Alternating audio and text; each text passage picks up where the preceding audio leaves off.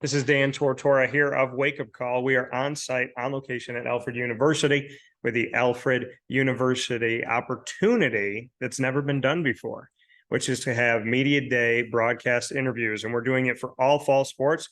We're going to be doing this for sports all throughout the year. And I'm ecstatic about the opportunity for Wake Up Call, for Dan Tortora Broadcast Media, and for Alfred University and all of these awesome Saxons, including AJ Giaquinto here of men's soccer and men's basketball. How are you, sir? How you doing? Doing all right? Yeah, doing good. What is this tattoo? I'm going to take a picture of it. There's Roman numerals in it. It says MCM.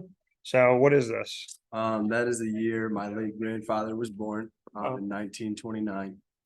Passed away about 10-15 years ago. Sorry. No, thank you so much. But yeah, so all my siblings have it. My two sisters both have it.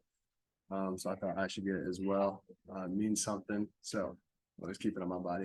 What's Grandpa's name? Ned DiSorrento. Ned DiSorrento. Yes.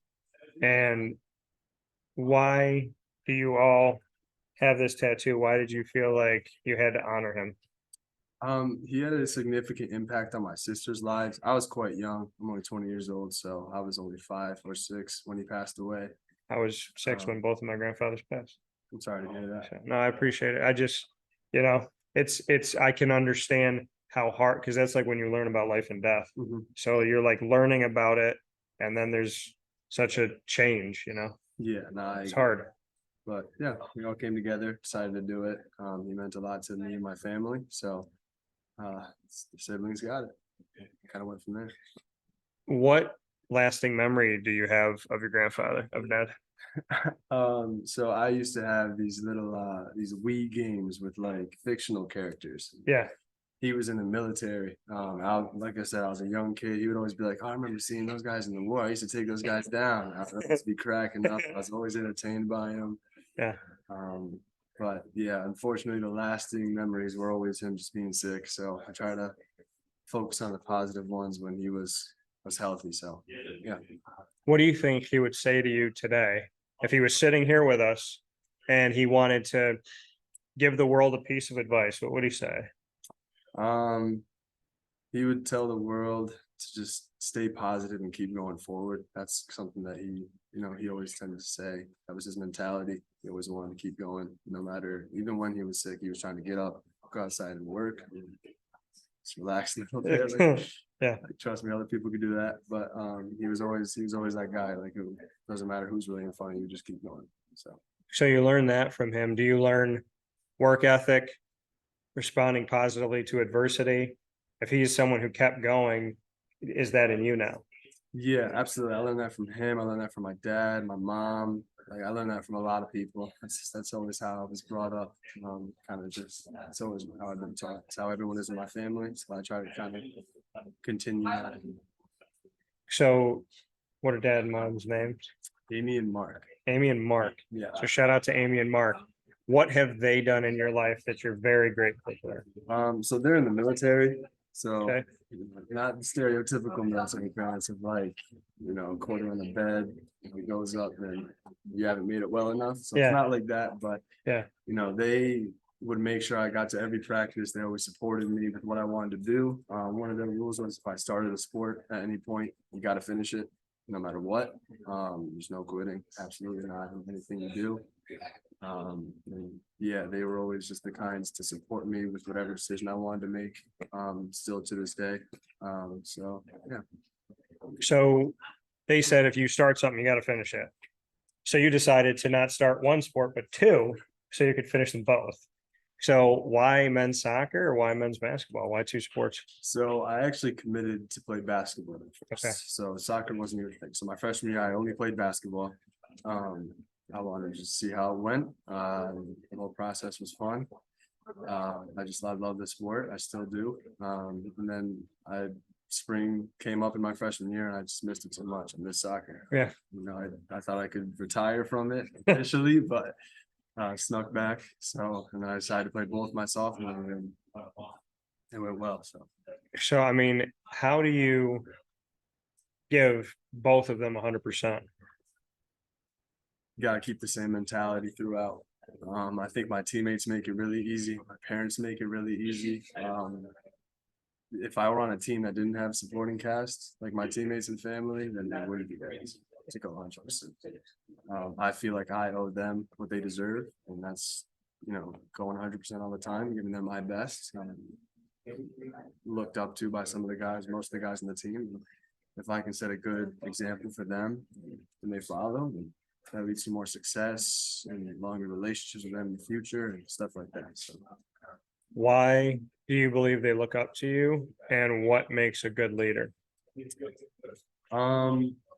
So coming into that first semester of soccer last year, I was shy, I was nervous and stuff like that. These guys have been playing for a few years now. This is my first semester as a sophomore. I was a walk-on. I don't have that respect yet.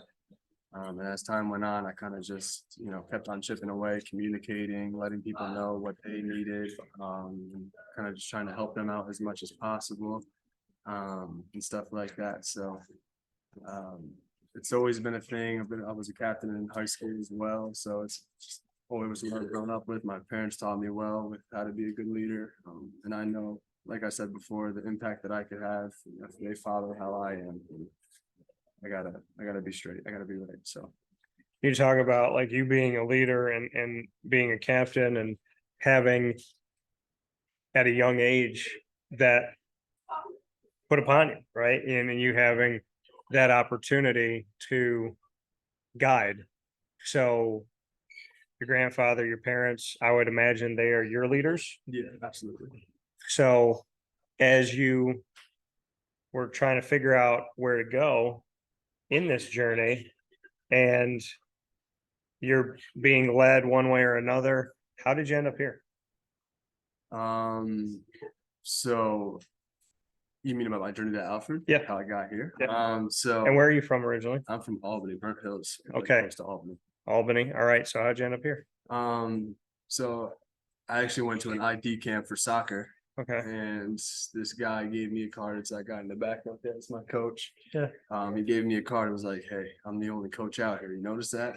Gives me a card. I'm like, "Okay, all right." And I'm like, "Okay, it's the first interest I've ever had. It was my junior year. So it's the first interest I've ever had from a college coach. I'm gonna look into it a little bit more." Yeah. Ended up looking into it. They had a basketball program, so I kind of completely disregarded my soccer coach there. But, decided to commit for basketball. As soon as I committed, actually, Coach Blake sends me an email, "Welcome to the team." I had to email him back and say, "Coach, I didn't commit for soccer. I actually committed to play basketball." He was like, "Okay, I understand. If you need anything, I'm going to support you." I'm like, "Okay." But yeah, I had a great, talk with the basketball coach. I knew some of the guys that were coming up here from my local area. I'm like, "Okay, yeah, it's a small town, just like my hometown. Yeah. It's got a great community, close knit. So it's the one for me." So would you choose it again? Absolutely. Absolutely. So let's get into rapid fire. Let's put each other on the hot seat. You've seen your teammates do it. So you got the opportunity of watching them go through it. You got the first question for me. How did you get into your career? I love telling stories. I've been writing stories since I was 5.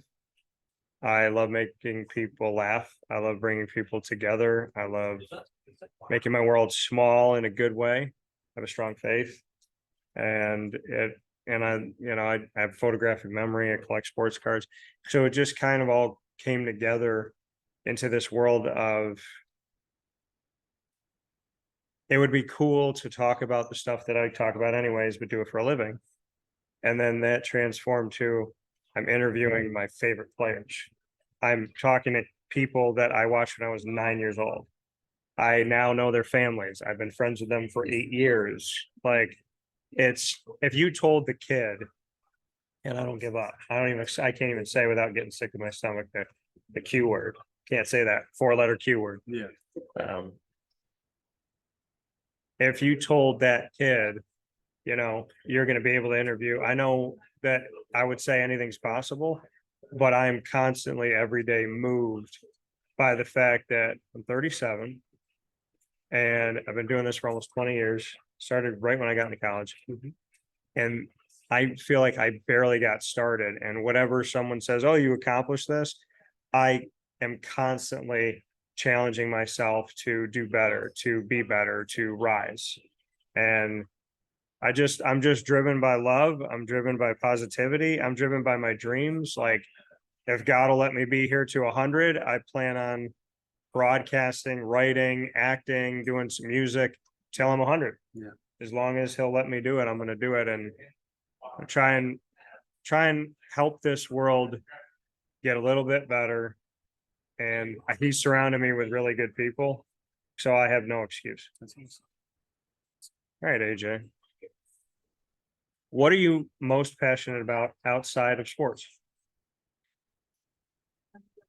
Most passionate outside of sports. Mhm. I don't know. My life does really revolve around sports. Recently, I've really been focusing on school. Okay. So my first semester struggled, not to the point where I wasn't allowed to play or anything, but my focus wasn't really there. Yeah. Freshman Division III doesn't mean a lot to me at that point. I'm like, okay, I'm just trying to play basketball, right? Stopped focusing on what I needed to. And this past year, my sophomore year, everything turned right. So I got my mentality right. Realized that it's student athlete, not athlete student. Yeah. Kind of just went. I had the highest grades of my life last year, so Awesome. started to focus on that a lot more. What changed it for you? What kind of kicked you into like, all right, because it's one thing to say I have to do better, but why did you end up actually working toward it? A lot of motivating factors. I don't want to wait until I'm a senior to start turning, things around, and then it's too late for me to do what I want to do. I also just focused on people that I needed to focus on. Like my parents are the hardest working people I've ever met. I know a lot of kids probably say that, but I truly believe it, and I've looked at them and it inspired me. And I call my parents every day, and they continue to be like, "Hey, just focus on your school, stuff like that." I mean, that communication helped me a ton. Plus, Alfred has a ton of resources that helped me out. So, I think that's awesome. I'm happy that you figured it out and are taking personal responsibility. I think a lot of this world, we look at it as a big problem, but it's individuals lacking personal responsibility that creates a culture of a lack of responsibility. So it's just taking care of it inside of you. And if you do that, then you can make a difference. absolutely. What's your next question for me? Who motivated you from the beginning of it all? Who motivated you? My grandparents, my parents. I mean, above all, God. I genuinely have a personal relationship with God, and my best friend, when he's having a slow day, he makes really funny things happen in my life that remind me. I was like, did I need to go through this today? But I'm like, are you having a day where you just need a little laugh, a little pick me up? But yeah, I mean, God's inspired me, because if you think about this, if I thought about this every day, I don't know why I stopped myself from doing it. If I say to myself, okay, I'm mad about this, whatever this is, and I'm like, am I dragging a cross with thorns on my head, being spit at, stoned, called every name in the book, then nailed to that cross and left to die? No, then I think I'm going to be all right. Yeah. And I feel like that's just like the focus. It's like Jesus is perfect and he gets crucified. So if I'm being treated poorly and I'm being a good person, I guess I'm following my maker. Yeah, absolutely. So That's awesome. thank you. Why do you believe that you have worth? Like, how do you know your worth? By seeing people's reactions around me and see how they're doing around me. I've known people that have dragged me down in situations. I've known people that have brought me up in situations. My goal is to bring everybody up. I feel that if everyone's, working their hardest on the field, or if, people are smiling and laughing in the classroom, or any environment, I feel that I might be having an impact on it. That makes me feel that I might be doing something right. If other people around me are, doing what they want to be doing and not just like slacking or anything and working their hardest and being positive, and that makes me feel like I might be doing something right. So I love that. Appreciate that very much. So what's your last one? what kind of sports are you in? Did you play any stuff like that? Basketball. My dad wanted me to play baseball. And I Same. got hit by a wild pitch in Little League right above my kidney. The doctor's like, if you were an inch, he's like, no, probably not even an inch. You would have been like peeing blood, he said. And I was Oh. like, yeah, I'm good. But yeah, I didn't love it. Like I love basketball. Mhm. I love basketball. And What I position? guard. Some of my coaches put me at forward, which I thought was insane. I was like, I'm 5'8". What are we doing? But I would guard people a head taller than me and they wouldn't score. Yeah. And that my best friend growing up was taller than me, and I had to learn how to read people. And so in order to be taller than him, I had to jump. When I anticipated his shot and got to know him, I had to jump before he jumped, and I could block his shot like I was 6 feet. Yeah. So just learning and but basketball, I love. It's one of the things I could shut my brain off and clear, reset, Yeah. just get comfortable. And I don't know, it's a peaceful thing in this crazy world. 100%. All right, my last one for you. If you and I were going to play on a team and we got 5-man, obviously normal 5-man squad. Mhm. So you and I are on a team, we can pick any 3 basketball players ever. Who do we play with on a team in a tournament? NBA players and all, like Mhm. and ever. All right. Obviously got to put Michael Jordan up there. True. Correct. Give me Wilt Chamberlain. Okay. Um, Good answer. Let's see, but we're 2 short guys. We need more height. Yeah. Got MJ, he's 6'6", he'll be our 3. Okay. Need our 4. Who's gonna be our 4 man? What would you put there? I can't think of a 4 right now. I would say, there's a bunch, but there's guys you can move to a 4. I'm gonna put Duncan. Tim Duncan's really Yeah. good. Put Duncan there. I might just put LeBron just because we need some shooting as well. All right. And MJ. Okay, LeBron, MJ, and Wilt. Okay, I like it. Also would like work Bill Russell in there too. He could be our 6 man. And nobody talks about Bill. He's won more championships than everybody. He's won the same amount. If you add Michael Jordan and Kobe Bryant together, Same amount. that's 11, and that's Bill Russell. And everyone's like Jordan or LeBron, and I was like, dude, Bill Russell. The amount of disrespect. He could be our 6 man. Yeah. So Bill, come play with us. Since people forgot about you and life in general, what the heck's going on? People saying they know the NBA, but if they don't know Bill Russell, they don't know the NBA. So with that being said, AJ Giaquinto, myself, Dan Tortora, in this edition of Saxons Spotlight, men's soccer and men's basketball, come out and support AJ and his teammates, support the Saxons in general, and let's keep making history. Thank you, sir. Thank you so much. Appreciate it.